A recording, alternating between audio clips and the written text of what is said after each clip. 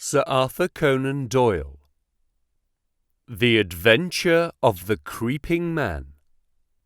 An audiobook narrated by David McCran.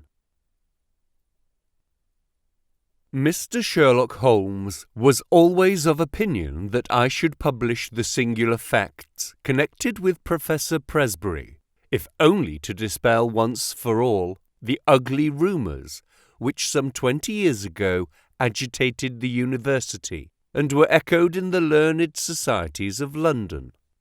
There were, however, certain obstacles in the way, and the true history of this curious case remained entombed in the tin box which contained so many records of my friend's adventures. Now we have at last obtained permission to ventilate the facts which formed one of the very last cases handled by Holmes before his retirement from practice. Even now, a certain reticence and discretion have to be observed in laying the matter before the public. It was one Sunday evening, early in September of the year 1903, that I received one of Holmes's laconic messages. Come at once if convenient. If inconvenient, come all the same. S.H. The relations between us in those latter days were peculiar. He was a man of habits, narrow and concentrated habits, and I had become one of them. As an institution, I was like the violin, the shag tobacco, the old black pipe, the index books, and others perhaps less excusable. When it was a case of active work and a comrade was needed upon whose nerve he could place some reliance, my role was obvious. But apart from this, I had uses. I was a whetstone for his mind. I stimulated him. He liked to think aloud in my presence. His remarks could hardly be said to be made to me. Many of them would have been as appropriately addressed to his bedstead. But nonetheless, having formed the habit, it had become in some way helpful that I should register and interject.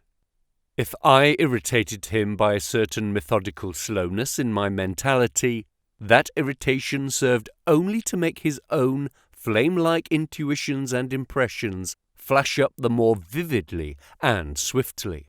Such was my humble role in our alliance. When I arrived at Baker Street, I found him huddled up in his armchair with up-drawn knees, his pipe in his mouth, and his brow furrowed with thought. It was clear that he was in the throes of some vexatious problem. With a wave of his hand, he indicated my old armchair, but otherwise for half an hour he gave no sign that he was aware of my presence.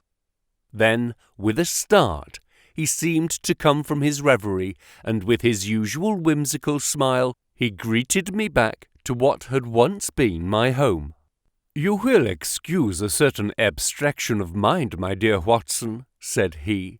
"Some curious facts have been submitted to me within the last 24 hours, and they in turn have given rise to some speculations of a more general character. I have serious thoughts of writing a small monograph upon the use of dogs in the work of the detective." "But surely, Holmes, this has been explored," said I. "Bloodhounds, sleuth-hounds." No, Watson. That side of the matter is, of course, obvious. But there is another which is far more subtle. You may recollect that in the case which you, in your sensational way, coupled with the copper beeches, I was able, by watching the mind of the child, to form a deduction as to the criminal habits of the very smug and respectable father. Yes, I remember it well. My line of thoughts about dogs is analogous. A dog reflects the family life. Whoever saw a frisky dog in a gloomy family, or a sad dog in a happy one? Snarling people have snarling dogs. Dangerous people have dangerous ones. And their passing moods may reflect the passing moods of others. I shook my head. Surely, Holmes, this is a little far-fetched," said I. He had refilled his pipe and resumed his seat, taking no notice of my comment. "The practical application of what I have said is very close to the problem which I am investigating. It is a tangled skein, you understand, and I am looking for a loose end. One possible loose end lies in the question, why does Professor Presbury's wolfhound, Roy, endeavour to bite him?" I sank back in my chair in some disappointment. Was it for so trivial a question as this that I had been summoned from my work? Holmes glanced across at me. "The same old Watson," said he. "You never learn that the gravest issues may depend upon the smallest things. But it is not on the face of it strange that a staid, elderly philosopher— you've heard of Presbury, of course, the famous Camford physiologist— that such a man, whose friend has been his devoted wolfhound, should now have been twice attacked by his own dog. What do you make of it? The dog is ill? Well, that has to be considered. But he attacks no one else, nor does he apparently molest his master, save on very special occasions. Curious, Watson, very curious. But young Mr. Bennett is before his time, if that is his ring. I had hoped to have a longer chat with you before he came." There was a quick step on the stairs, a sharp tap at the door, and a moment later the new client presented himself. He was a tall, handsome youth about 30, well-dressed and elegant, but with something in his bearing which suggested the shyness of the student rather than the self-possession of the man of the world. He shook hands with Holmes and then looked with some surprise at me. "This matter is very delicate, Mr. Holmes," he said. "Consider the relationship in which I stand to Professor Presbury both privately and publicly. I really can hardly justify myself if I speak before any third person." "Have no fear, Mr. Bennett. Dr. Watson is the very soul of discretion, and I can assure you that this is a matter in which I am very likely to need an assistant." "As you like, Mr. Holmes. You will, I am sure, understand my having some reserves in the matter." "You will appreciate it, Watson, when I tell you that this gentleman, Mr. Trevor Bennett, is professional assistant to the great scientist, lives under his roof, and is engaged to his only daughter. Certainly we must agree that the Professor has every claim upon his loyalty and devotion, but it may best be shown by taking the necessary steps to clear up this strange mystery." "I hope so, Mr. Holmes. That is my one object. Does Dr. Watson know the situation?" "I have not had time to explain it." "Then perhaps I had better go over the ground again before explaining some fresh developments." "I will do so myself," said Holmes, "in order to show that I have the events in their due order. The Professor Watson is a man of European reputation. His life has been academic. There has never been a breath of scandal. He is a widower with one daughter, Edith. He is, I gather, a man of very virile and positive, one might almost say combative, character. So the matter stood until a very few months ago. Then the current of his life was broken. He is 61 years of age, but he became engaged to the daughter of Professor Morphy, his colleague in the chair of comparative anatomy. It was not, as I understand, the reasoned courting of an elderly man, but rather the passionate frenzy of youth, for no one could have shown himself a more devoted lover.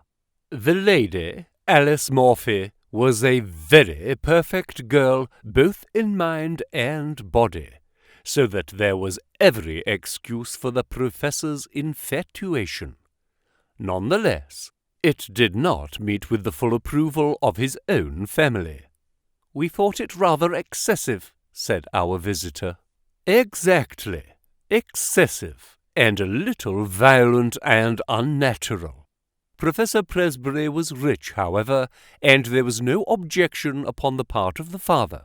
The daughter, however, had other views, and there were already several candidates for her hand, who, if they were less eligible from a worldly point of view, were at least more of an age. The girl seemed to like the professor, in spite of his eccentricities. It was only age which stood in the way. About this time, a little mystery suddenly clouded the normal routine of the professor's life. He did what he had never done before. He left home and gave no indication where he was going.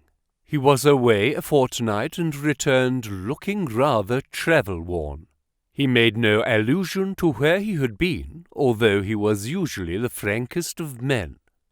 It chanced, however, that our client here, Mr. Bennett, received a letter from a fellow student in Prague, who said that he was glad to have seen Professor Presbury there, although he had not been able to talk to him.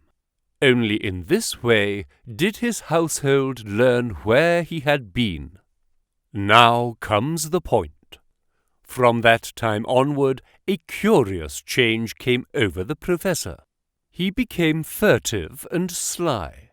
Those around him had always the feeling that he was not the man that they had known, but that he was under some shadow which had darkened his higher qualities. His intellect was not affected. His lectures were as brilliant as ever. But always there was something new, something sinister and unexpected. His daughter, who was devoted to him, tried again and again to resume the old relations and to penetrate this mask which her father seemed to have put on.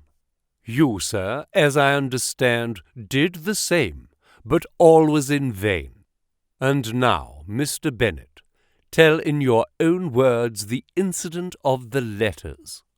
You must understand, Dr. Watson, that the professor had no secrets from me. If I were his son or his younger brother, I could not have more completely enjoyed his confidence. As his secretary, I handled every paper which came to him, and I opened and subdivided his letters. Shortly after his return, all this was changed. He told me that certain letters might come to him from London which would be marked by a cross under the stamp. These were to be set aside for his eyes only. I may say that several of these did pass through my hands, that they had the EC mark, and were in an illiterate handwriting. If he answered them at all, the answers did not pass through my hands, nor into the letter basket in which our correspondence was collected. And the box, said Holmes. Ah, yes, the box. The professor brought back a little wooden box from his travels. It was the one thing which suggested a continental tour, for it was one of those quaint carved things which one associates with Germany. This he placed in his instrument cupboard. One day, in looking for a cannula, I took up the box. To my surprise, he was very angry, and reproved me in words which were quite savage for my curiosity. It was the first time such a thing had happened, and I was deeply hurt. I endeavoured to explain that it was a mere accident that I had touched the box, but all the evening I was conscious that he looked at me harshly, and that the incident was rankling in his mind. Mr. Bennett drew a little diary book from his pocket. That was on July the 2nd, said he. You are certainly an admirable witness, said Holmes. I may need some of these dates which you have noted. I learned method, among other things, from my great teacher. From the time that I observed abnormality in his behaviour, I felt that it was my duty to study his case. Thus, I have it here that it was on that very day, July the 2nd, that Roy attacked the professor as he came from his study into the hall. Again, on July the 11th, there was a scene of the same sort, and then I have a note of yet another upon July 20th. After that, we had to banish Roy to the stables. He was a dear, affectionate animal. But I fear I weary you." Mr. Bennett spoke in a tone of reproach, for it was very clear that Holmes was not listening. His face was rigid, and his eyes gazed abstractedly at the ceiling. With an effort, he recovered himself. "Singular, most singular," he murmured. "These details were new to me, Mr. Bennett. I think we have now fairly gone over the old ground, have we not? But you spoke of some fresh developments."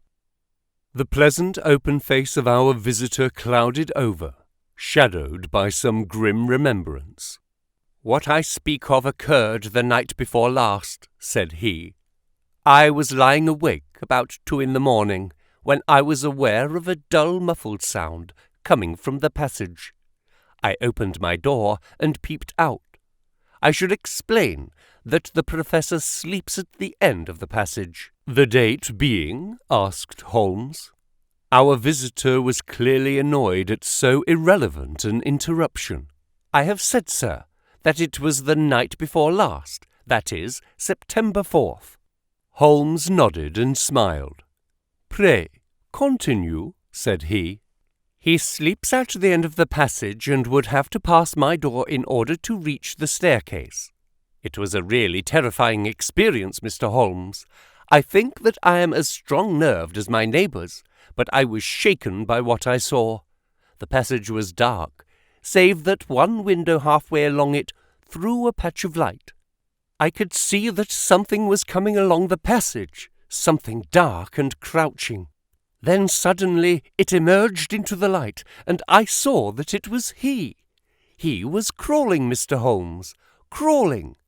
He was not quite on his hands and knees, I should rather say on his hands and feet, with his face sunk between his hands, yet he seemed to move with ease. I was so paralyzed by the sight that it was not until he had reached my door that I was able to step forward and ask if I could assist him. His answer was extraordinary. He sprang up, spat out some atrocious word at me, and hurried on past me and down the staircase. I waited about an hour, but he did not come back. It must have been daylight before he regained his room." "Well, Watson, what do you make of that?" asked Holmes, with the air of a pathologist who presents a rare specimen. "Lumbago, possibly. I have known a severe attack make a man walk in just such a way, and nothing would be more trying to the temper." "Good, Watson. You always keep us flat-footed on the ground. But we can hardly accept lumbago, since he was able to stand erect in a moment." "He was never better in health," said Bennett. "In fact, he is stronger than I have known him for years. But there are the facts, Mr. Holmes. It is not a case in which we can consult the police, and yet we are utterly at our wits' end as to what to do. We feel in some strange way that we are drifting towards disaster. Edith, Miss Presbury, feels as I do, that we cannot wait passively any longer."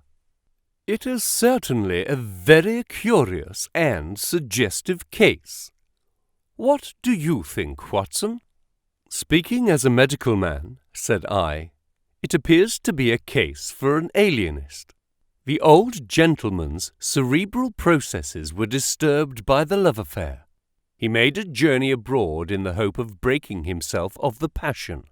His letters and the box may be connected with some other private transaction, a loan perhaps, or share certificates, which are in the box.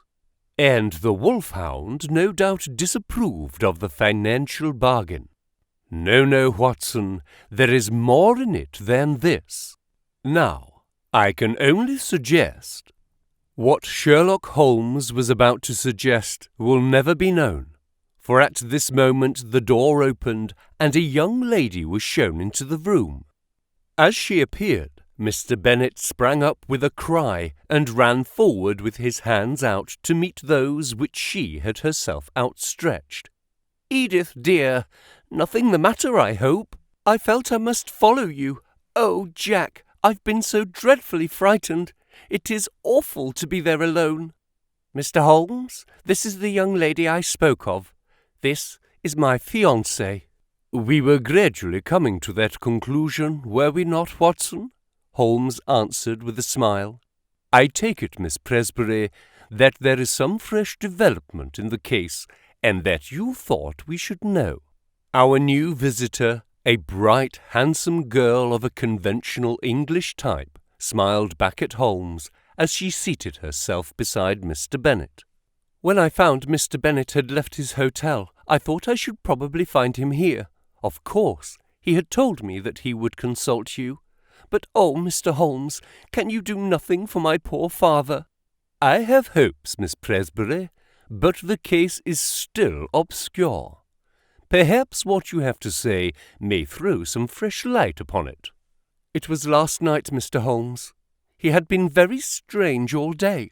I am sure that there are times when he has no recollection of what he does. He lives as in a strange dream. Yesterday was such a day. It was not my father with whom I lived. His outward shell was there, but it was not really he." "Tell me what happened." "I was awakened in the night by the dog barking most furiously. Poor Roy, he is chained now near the stable.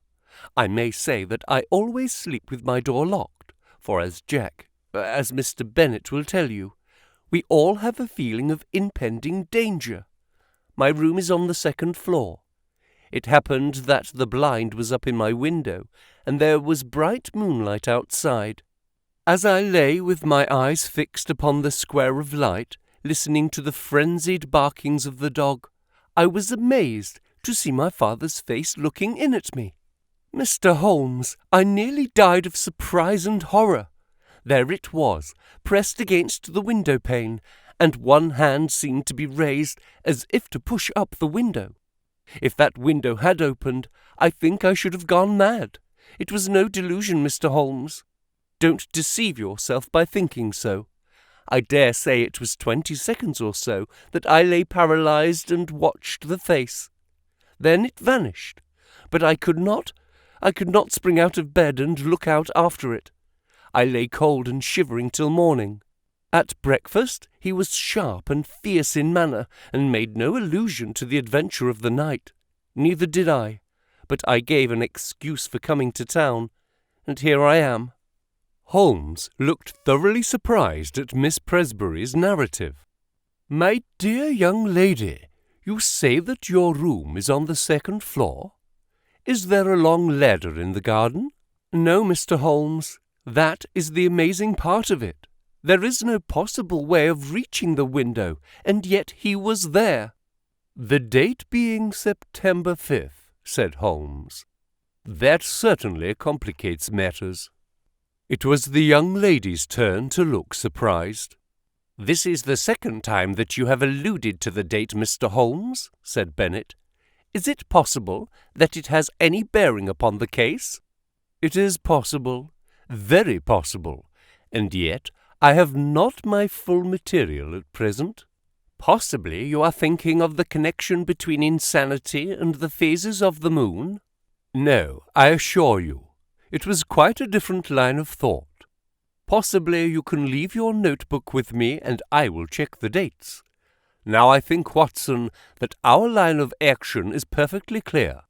This young lady has informed us, and I have the greatest confidence in her intuition, that her father remembers little or nothing which occurs upon certain dates. We will therefore call upon him as if he had given us an appointment upon such a date. He will put it down to his own lack of memory. Thus we will open our campaign by having a good close view of him." "That is excellent," said Mr. Bennett. "I warn you, however, that the Professor is irascible and violent at times." Holmes smiled. "There are reasons why we should come at once, very cognate reasons if my theories hold good. Tomorrow, Mr. Bennett will certainly see us in Camford. There is, if I remember right, an inn called the Chequers, where the port used to be above mediocrity and the linen was above reproach. I think, Watson, that our lot for the next few days might lie in less pleasant places. Monday morning found us on our way to the famous university town, an easy effort on the part of Holmes, who had no routes to pull up, but one which involved frantic planning and hurrying on my part, as my practice was by this time not inconsiderable. Holmes made no allusion to the case until after we had deposited our suitcases at the ancient hostel of which he had spoken. I think, Watson, that we can catch the Professor just before lunch. He lectures at 11 and should have an interval at home. What possible excuse have we for calling? Holmes glanced at his notebook. There was a period of excitement upon August 26th. We will assume that he is a little hazy as to what he does at such times. If we insist that we are there by appointment, I think he will hardly venture to contradict us. Have you the effrontery necessary to put it through? We can but try. Excellent, Watson. Compound of the busy bee and excelsior. We can but try. The motto of the firm. A friendly native will surely guide us. Such a one on the back of a smart hansom swept us past a row of ancient colleges and, finally, turning into a tree-lined drive, pulled up at the door of a charming house, girt round with lawns and covered with purple wisteria. Professor Presbury was certainly surrounded with every sign not only of comfort but of luxury.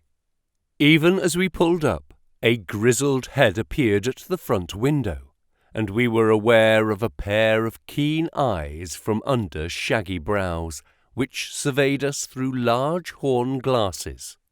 A moment later, we were actually in his sanctum, and the mysterious scientist, whose vagaries had brought us from London, was standing before us.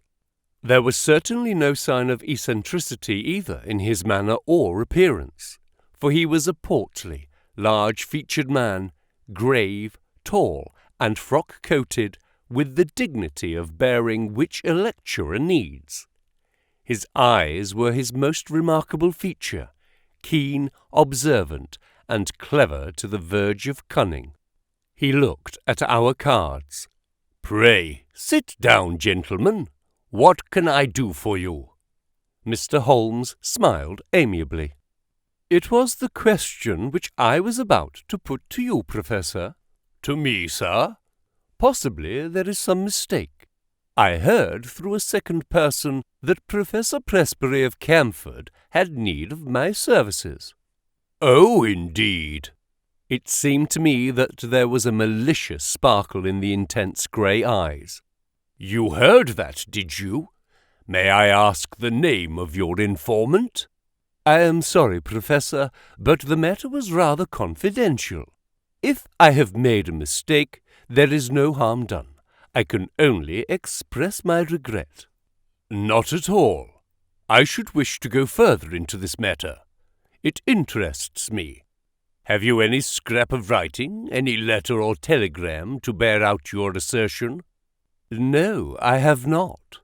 "I presume that you do not go so far as to assert that I summoned you?" "I would rather answer no questions," said Holmes. "No, I dare say not," said the Professor with asperity. "However, that particular one can be answered very easily without your aid." He walked across the room to the bell. Our London friend Mr. Bennett answered the call. "Come in, Mr. Bennett. These two gentlemen have come from London under the impression that they have been summoned. You handle all my correspondence. Have you a note of anything going to a person named Holmes?" "No, sir," Bennett answered with a flush. "That is conclusive," said the Professor, glaring angrily at my companion. "Now, sir," he leaned forward with his two hands upon the table. "It seems to me that your position is a very questionable one." Holmes shrugged his shoulders. "I can only repeat that I am sorry that we have made a needless intrusion." "Hardly enough, Mr. Holmes," the old man cried in a high screaming voice with extraordinary malignancy upon his face. He got between us and the door as he spoke, and he shook his 2 hands at us with furious passion. "You can hardly get out of it so easily as that!" His face was convulsed, and he grinned and gibbered at us in his senseless rage. I am convinced that we should have had to fight our way out of the room if Mr. Bennett had not intervened. "My dear Professor," he cried, "consider your position. Consider the scandal at the university. Mr. Holmes is a well-known man. You cannot possibly treat him with such discourtesy." Sulkily, our host, if I may call him so, cleared the path to the door.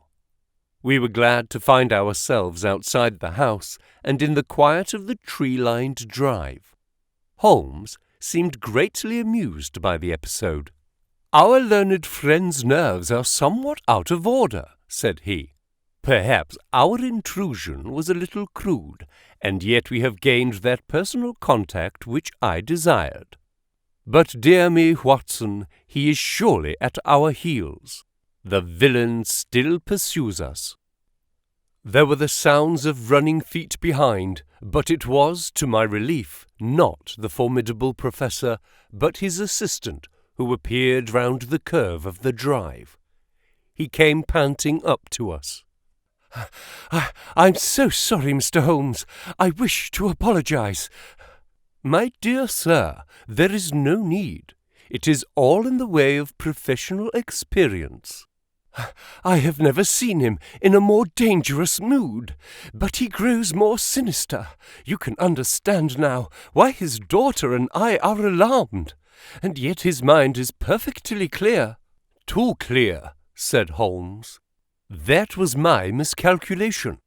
It is evident that his memory is much more reliable than I had thought. By the way, can we, before we go, see the window of Miss Presbury's room?"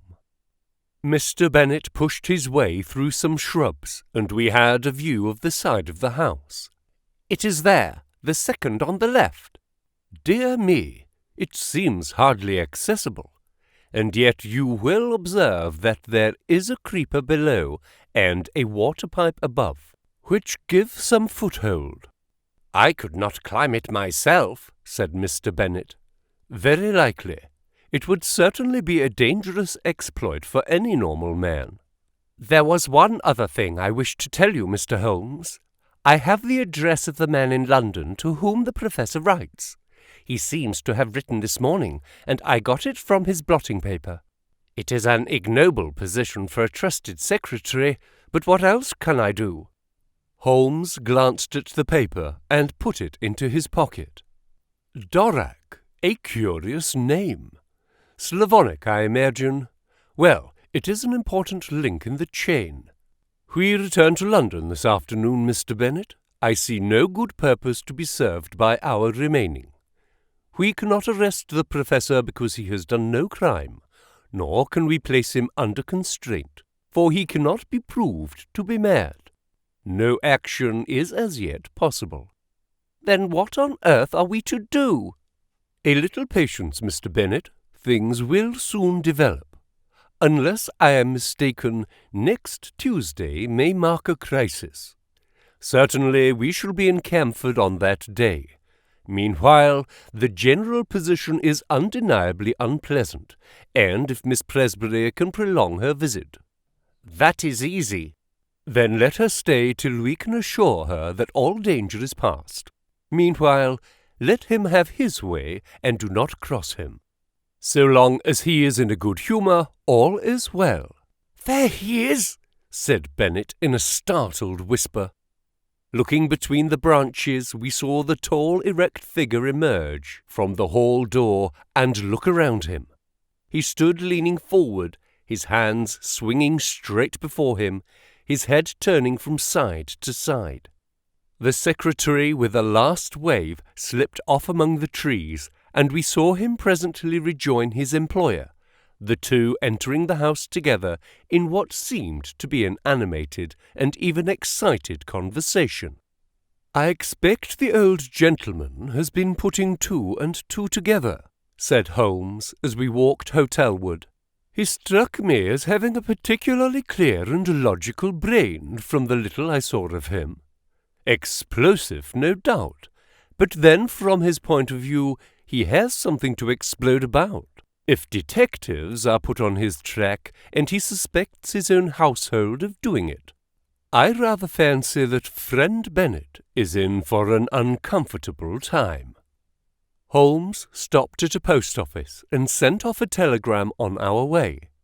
The answer reached us in the evening, and he tossed it across to me. "Have visited the Commercial Road and seen Doric. Suave person, bohemian, elderly. Keeps large general store. Mercer." "Mercer is since your time," said Holmes. "He is my general utility man who looks up routine business." It was important to know something of the man with whom our professor was secretly corresponding. His nationality connects up with the Prague visit. "Thank goodness that something connects with something," said I. "At present we seem to be faced by a long series of inexplicable incidents, with no bearing upon each other. For example, what possible connection can there be between an angry wolfhound and a visit to Bohemia, or either of them with a man crawling down a passage at night? As to your dates, that is the biggest mystification of all." Holmes smiled and rubbed his hands. We were, I may say, seated in the old sitting room of the ancient hotel, with a bottle of the famous vintage of which Holmes had spoken on the table between us. "Well now, let us take the dates first," said he, his fingertips together, and his manner as if he were addressing a class. "This excellent young man's diary shows that there was trouble upon the 2nd of July, and from then onward it seems to have been at 9-day intervals, with, so far as I remember, only one exception. Thus, the last outbreak upon Friday was on September 3rd, which also falls into the series, as did August 26th, which preceded it. The thing is beyond coincidence." I was forced to agree. "Let us then form the provisional theory that every 9 days the professor takes some strong drug, which has a passing but highly poisonous effect. His natural violent nature is intensified by it. He learned to take this drug while he was in Prague, and is now supplied with it by a Bohemian intermediary in London. This all hangs together, Watson. But the dog, the face at the window, the creeping man in the passage. Well, we have made a beginning. I should not expect any fresh developments until next Tuesday. In the meantime, we can only keep in touch with friend Bennett and enjoy the amenities of this charming town." In the morning, Mr. Bennett slipped round to bring us the latest report. As Holmes had imagined, times had not been easy with him. Without exactly accusing him of being responsible for our presence, the professor had been very rough and rude in his speech, and evidently felt some strong grievance. This morning he was quite himself again, however, and had delivered his usual brilliant lecture to a crowded class. "Apart from his queer fits," said Bennett, "he has actually more energy and vitality than I can ever remember. Nor was his brain ever clearer. But it is not he. It's never the man whom we have known." "I don't think you have anything to fear now for a week at least," Holmes answered. "I am a busy man, and Dr. Watson has his patients to attend to. Let us agree that we meet here at this hour next Tuesday, and I shall be surprised if before we leave you again we are not able to explain, even if we cannot perhaps put an end to your troubles.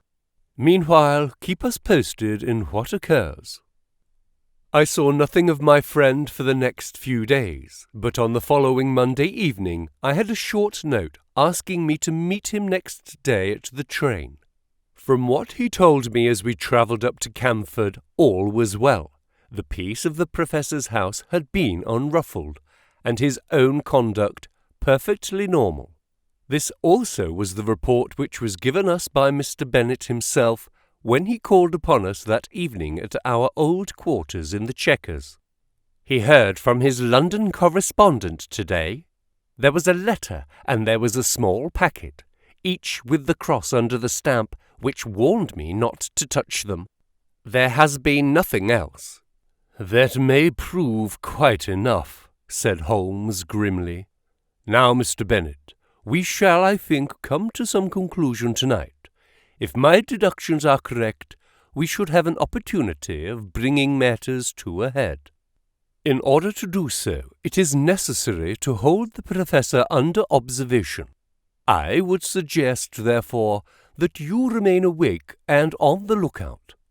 Should you hear him pass your door, do not interrupt him, but follow him as discreetly as you can. Dr. Watson and I will not be far off. By the way, where is the key of that little box of which you spoke? Upon his watch chain. I fancy our researches must lie in that direction. At the worst, the lock should not be very formidable.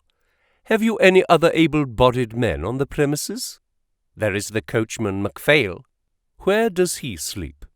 Over the stables. We might possibly want him. Well, we can do no more until we see how things develop.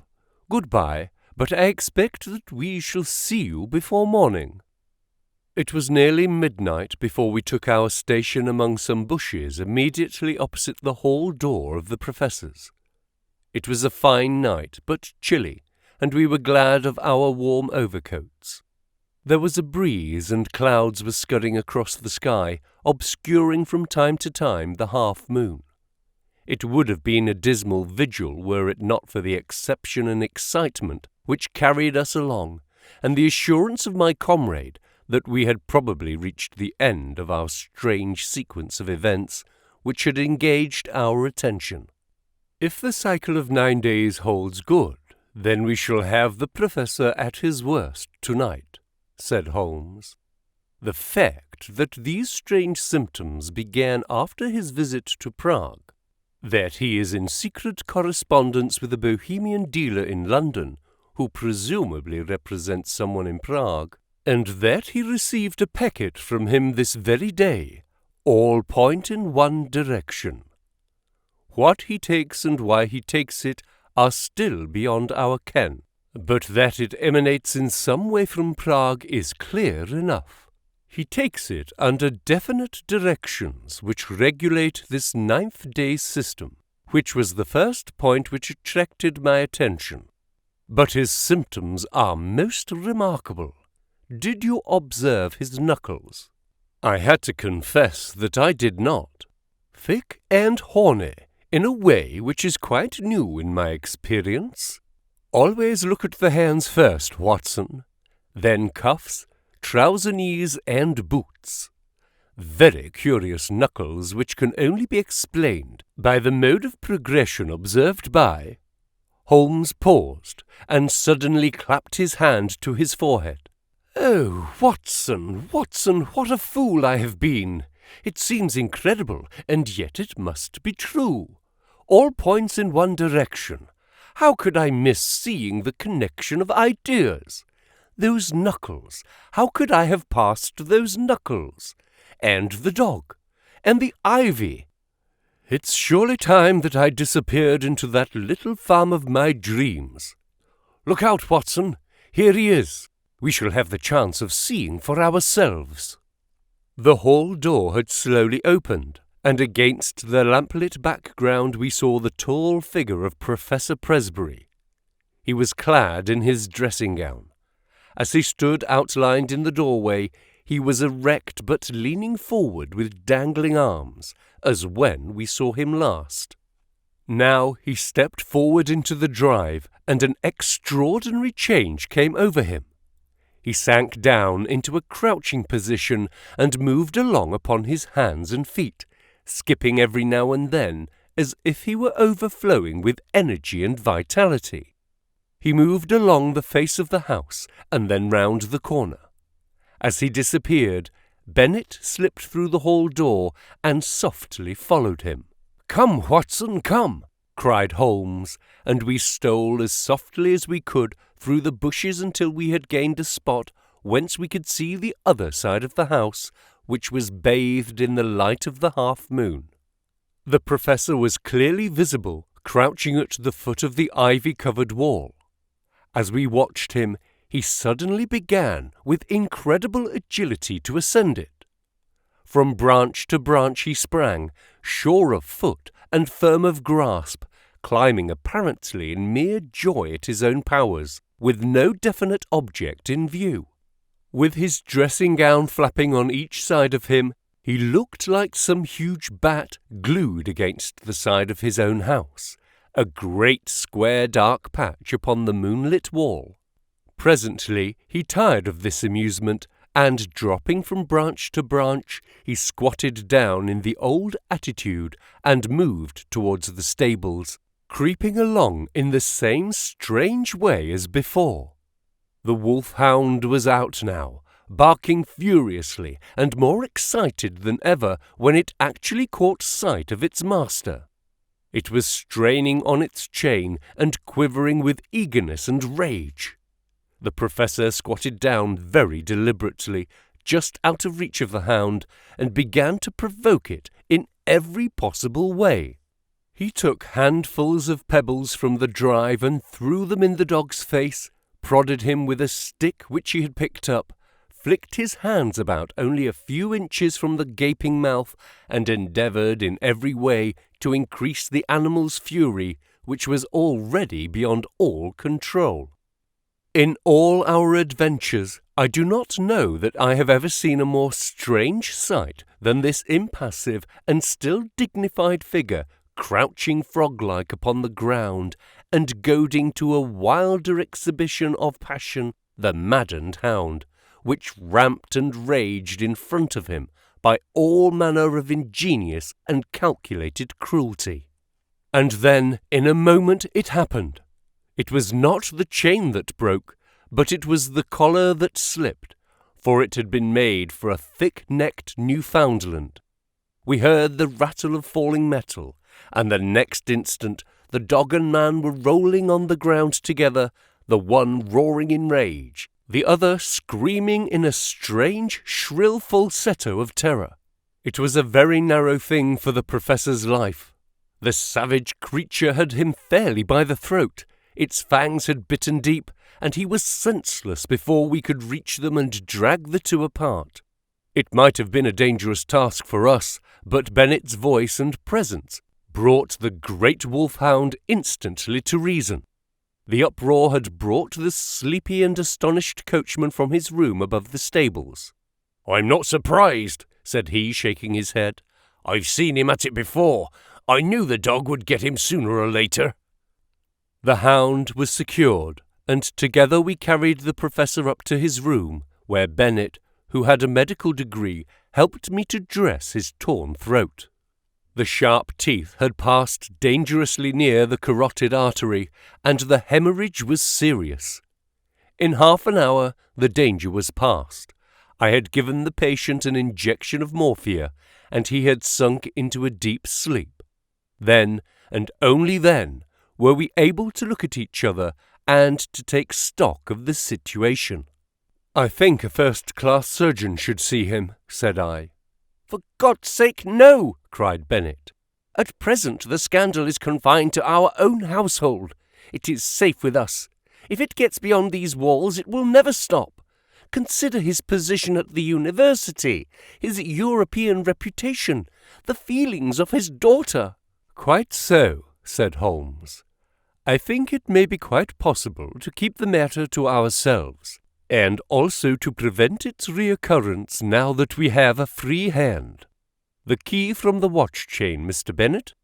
Macphail will guard the patient, and let us know if there is any change.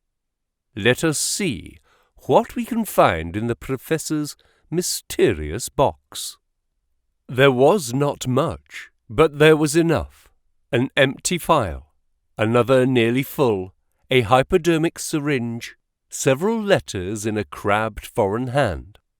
The marks on the envelopes showed that they were those which had disturbed the routine of the secretary, and each was dated from the Commercial Road and signed A. Doric.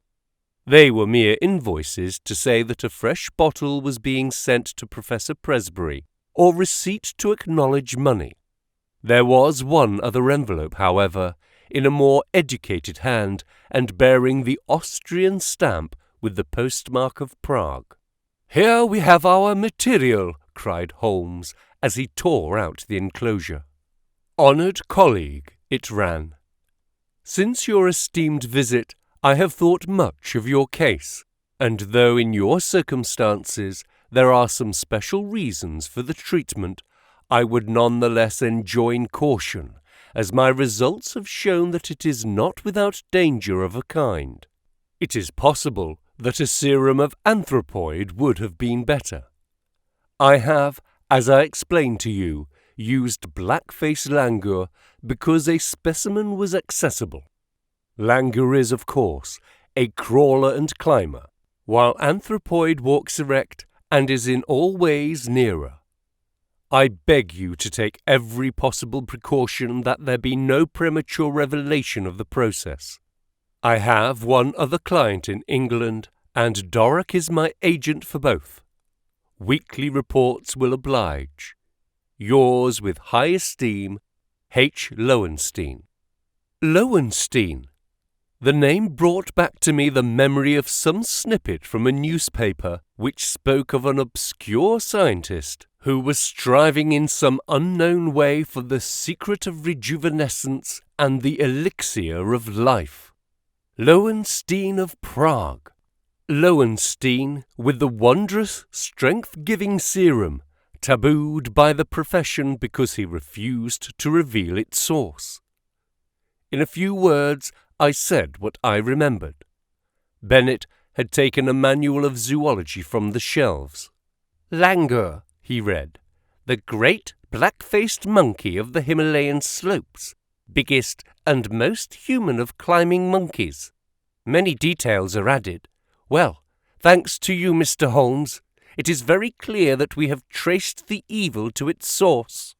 "The real source," said Holmes, "lies, of course, in that untimely love affair which gave our impetuous professor the idea that he could only gain his wish by turning himself into a younger man.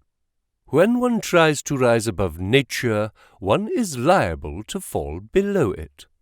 The highest type of man may revert to the animal if he leaves the straight road of destiny." He sat musing for a little while, the file in his hand.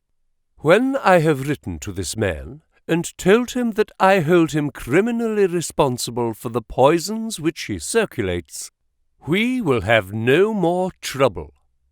But it may reoccur. Others may find a better way. There is danger there, a very real danger to humanity. Consider, Watson, that the material, the sensual, the worldly would all prolong their worthless lives. The spiritual would not avoid the call to something higher. It would be the survival of the least fit. What sort of cesspool may not our poor world become?" Suddenly the dreamer disappeared, and Holmes, the man of action, sprang from his chair. "I think there is nothing more to be said, Mr. Bennett. The various incidents will now fit themselves easily into the general scheme. The dog, of course, was aware of the change far more quickly than you. His smell would ensure that. It was the monkey, not the professor, whom Roy attacked, just as it was the monkey who teased Roy. Climbing was a joy to the creature, and it was a mere chance, I take it, that the pastime brought him to the young lady's window. There is an early train to town, Watson, but I think we shall just have time for a cup of tea at the Chequers before we catch it."